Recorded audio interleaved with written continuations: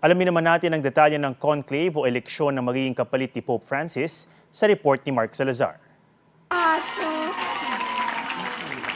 Tumatak sa mga Katoliko ang mga katangian ni Pope Francis na mapagkumbaba at progresibo. Ang kanyang payak na pamumuhay at pananaw masisilayan maging sa kanyang burol at libing. Noong isang taon kasi, binago ni Pope Francis ang papal funeral rites. Kung karamihan sa mga naunang Santo Papa nakalibing sa St. Peter's Basilica sa Vatican, si Pope Francis piniling mahimlay sa Basilica of St. Mary Major sa Roma para mapalapit sa paborito niyang icon ng Birheng Maria, ang Madonna. Isa ito sa 4 na major papal basilica o pinakamataas sa ranggo ng mga simbahan sa Katolisismo. Siya ang magiging unang Santo Papang ililibing sa labas ng Vatican. Matapos ang mahigit 1 siglo, hiniling din niyang malagak sa isang simpleng kabaong na gawa sa kahoy. Hindi gaya sa mga nauna sa kanya na inilagay sa 3 layer ng kabaong. Ayaw rin niyang i-display sa St. Peter's Basilica ang kanyang mga labi.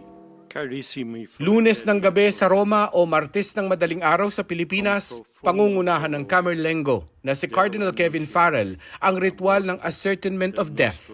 Dadalo ang Dean ng College of Cardinals at mga kaanak ni Pope Francis. Ilalagak ang kanyang labi sa Casa Santa Marta.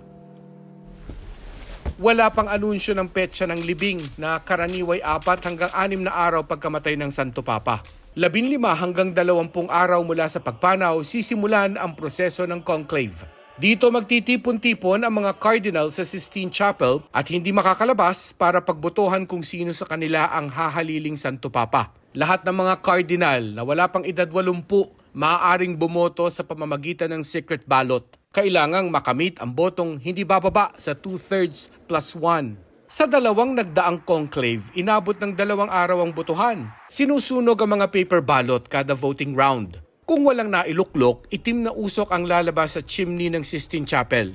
At kung meron na, lalabas ang usok na puti at formal nang ipoproklama ang Habemus Papam.